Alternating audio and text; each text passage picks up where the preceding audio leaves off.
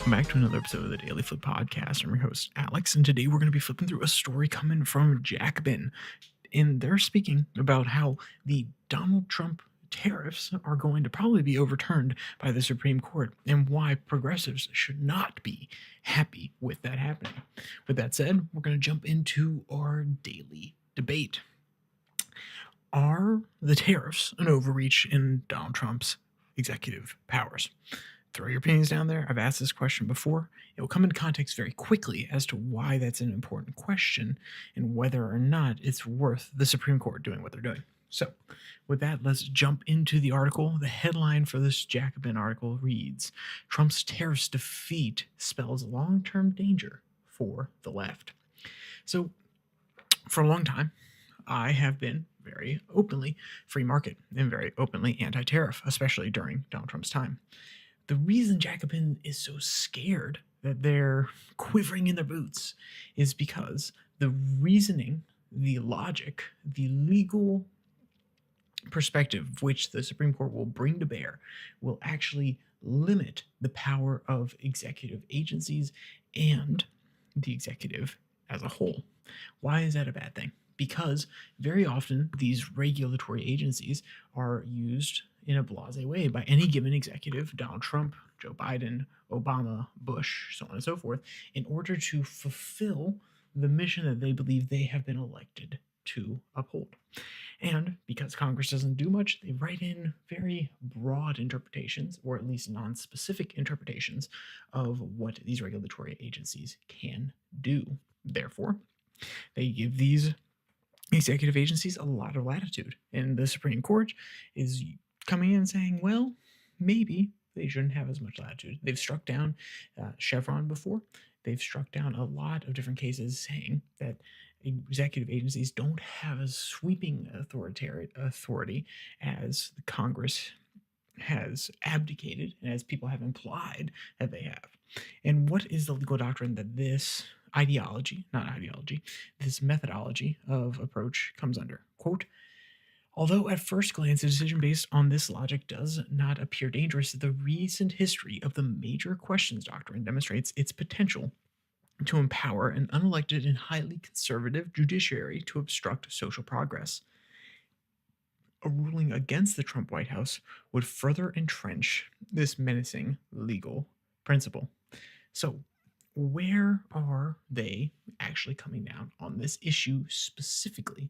Why can they use the justification, or at least have a framework of major questions? Why can they use it? Well, here we go. Quote, as the liberal Supreme Court justices pointed out in these cases, so the two that we're talking about here are United States Trump versus Learning Resources and Trump versus VOS. As the liberal court justices pointed out in these cases, the major questions doctrine essentially imposes a clarity tax on the legislative process.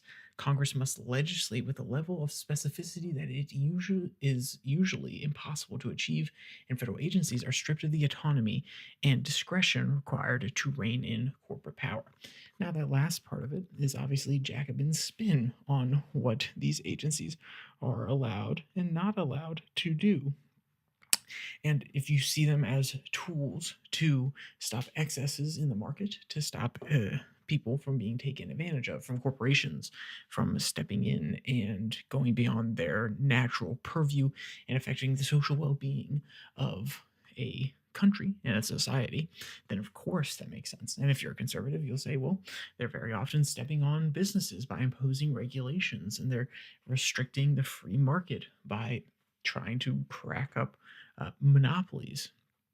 Or you could even make the argument that they are imposing health restrictions or enabling health restrictions that will limit the power of the family, or at least the importance of the family moving forward. So you can see how both sides could come to a place where they have their very specific opinions on the executive agencies.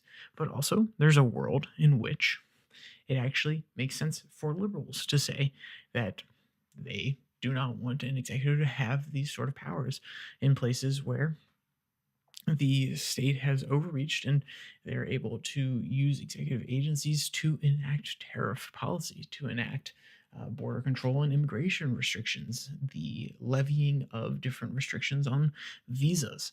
And there's a list from there. And conservatives could say the exact same thing.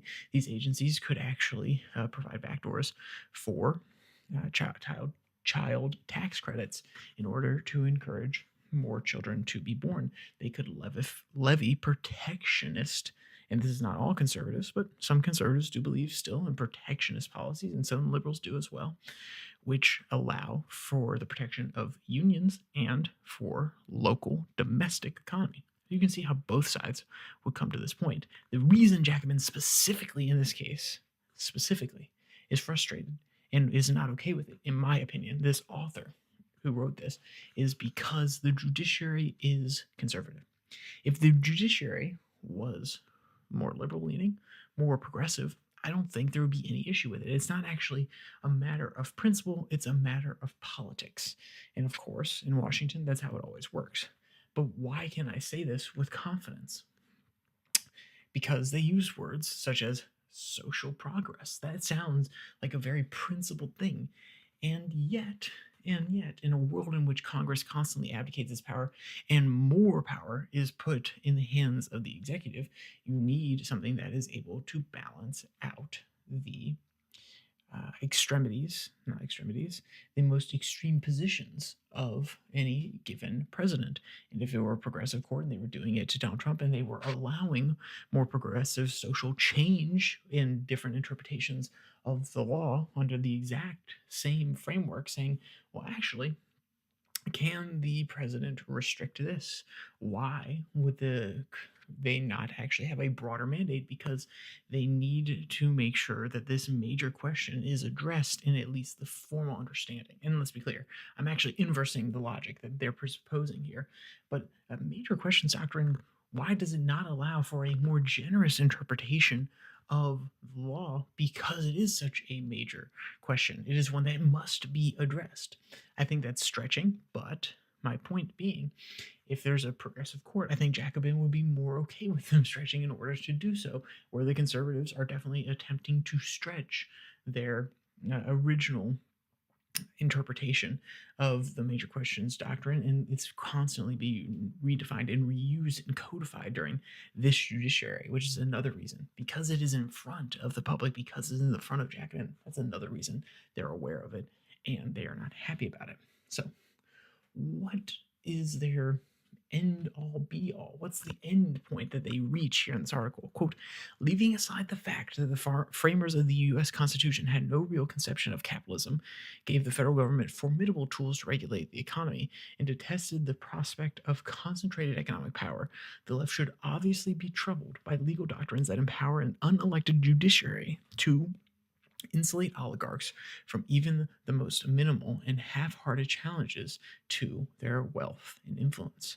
Far from being celebrated, a defeat for the Trump administration in the tariffs case should revive the classic leftist position on the judiciary. This is a foe, not a friend. And that's a fair enough interpretation for them to have. I think it's a fair enough interpretation for everybody to have. I think is probably the best interpretation, which is even the institutions that are meant to codify and protect your rights can be used by ideologues on either side to actually infringe upon your rights. You think back to when the conservative court actually went against what most populist conservatives would have considered a win when they said that it is actually okay for the government to actively work with and collaborate with social media companies. Did they say to the extent at which they can mandate that these companies take content down? They didn't explicitly say no, though they very obviously said that should not be the intent of any of this.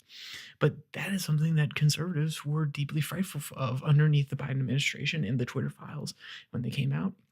They were looking at it and saying, whoa, whoa, whoa, the administration is talking to these social media companies. That's unacceptable. And yet, Kavanaugh and his coalition of federal believers turned the court case on its head and went against what the conservatives would have wanted.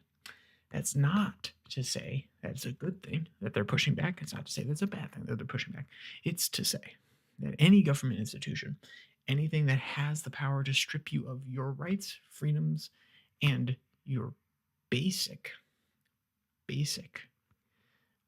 not even quality of life, the most basic principles in which that enable you to live a life unencumbered.